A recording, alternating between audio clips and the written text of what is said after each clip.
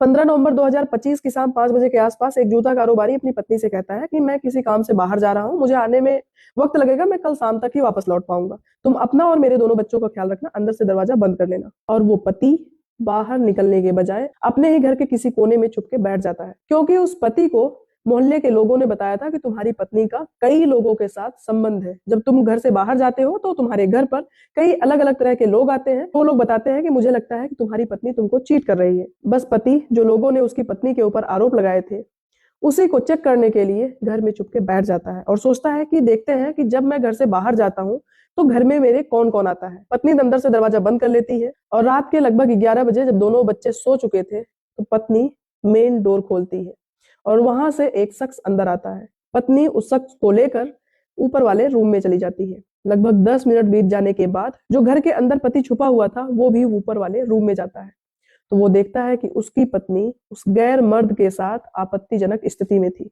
वो अपने आप को रोक नहीं पाता और चिल्लाने लगता है कि वाह, तुम मेरे पीठ पीछे क्या क्या कर रही थी। जो लोग कह रहे थे वो सच साबित हुआ।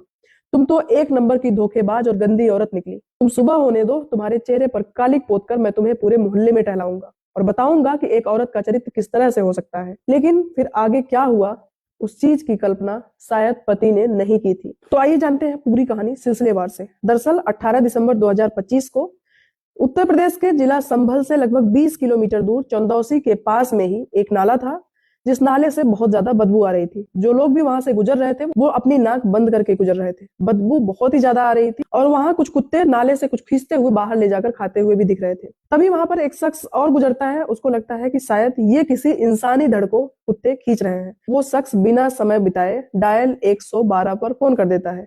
मौके पर पुलिस आती है। पुलिस पूरे मामले की जांच करती है, उस नाले की छानबीन करती है, तो उस नाले से एक आदमी का धड़ मिलता है। सर गायब, हाथ गायब, पैर गायब, सिर्फ और सिर्फ धड़ था। अब पुलिस के लिए सबसे बड़ा चैलेंज था कि उस इंसान का सर, हाथ, पैर खोजना। पुलिस अपनी पूरी टीम लगा देती है, पूरे मोहल्ले के चप्पे चप्पे को छानती है। तो पुलिस को एक बैग मिलता है और उस बैग में एक टी शर्ट मिलती है, अंडरवियर मिलता है और पॉलीथीन मिलता है।